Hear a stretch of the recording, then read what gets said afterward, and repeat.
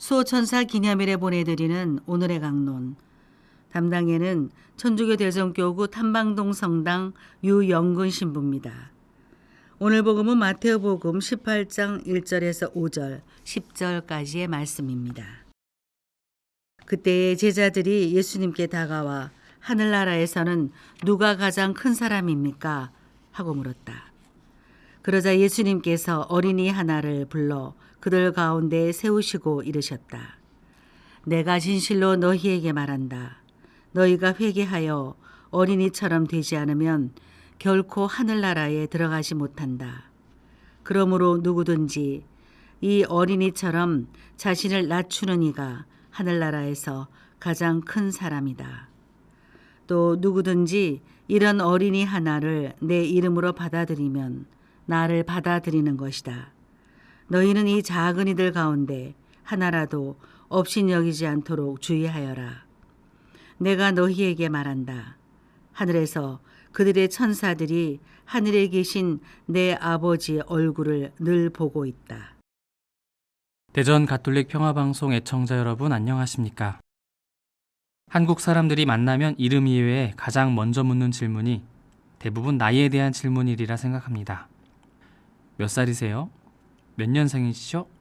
물어보고 존대를 할지, 편하게 할지, 어떤 관계에서 대화를 주고받을지 살피는 것이 먼저 할 일이죠.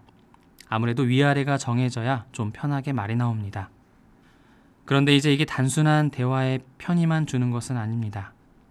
실제로 나보다 나이가 어린 사람을 편하게 대하다 보면 말투도 불손해지고 행동도 과감해지는 경우가 있지요. 나이만이 아닙니다.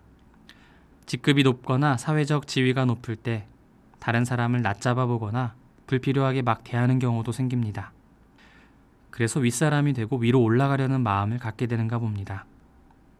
제자들이 예수님께 묻습니다. 하늘나라에서는 누가 가장 큰 사람입니까? 제자들의 궁금증은 이것이죠. 세상의 기준입니다. 제자들 서로 간에도 누가 큰지를 두고 논쟁을 하더니 이제는 하늘나라에서 어떤 이가 가장 큰지를 물어봅니다.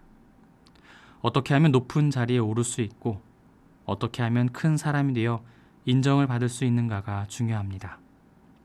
하지만 늘 그렇듯이 예수님은 질문에 대한 답을 바로 주지 않으시죠. 대신 어린이 하나를 불러 그들 가운데 세우시고 그 어린이처럼 되지 않으면 하늘나라에 들어가지도 못한다는 말씀을 하십니다. 어린이처럼 자신을 낮추는 이가 하늘나라에서 가장 큰 사람이라는 말씀을 하시죠. 자신을 낮춘다는 것이 쉽지 않습니다. 얕보이는 것 같고 무시당하는 것 같은 마음 때문이죠. 그래서 높은 곳으로 올라가려는 마음인데 예수님은 정반대의 이야기를 하십니다. 그렇지만 예수님은 당신이 하시지 않은 일을 제자들에게 강요하시는 분이 아니시죠. 당신이 몸소 하신 일들을 제자들이 하도록 이끄시는 분입니다.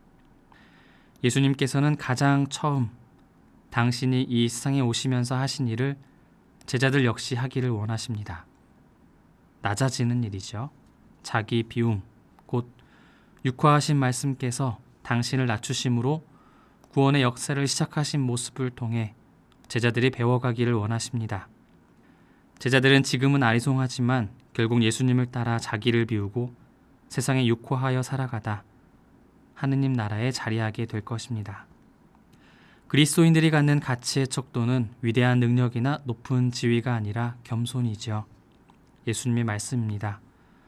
크고 높은 것들을 좇느라 지친 영혼이 겸손을 통해 하느님 나라를 맛볼 수 있기를 청하면서 오늘 하루 기쁘게 보내셨으면 합니다. 오늘의 강론, 지금까지 담당에는 천주교 대전교구 탐방동 성당 유영근 신부였습니다. 내일도 유영근 신부의 강론이 계속됩니다.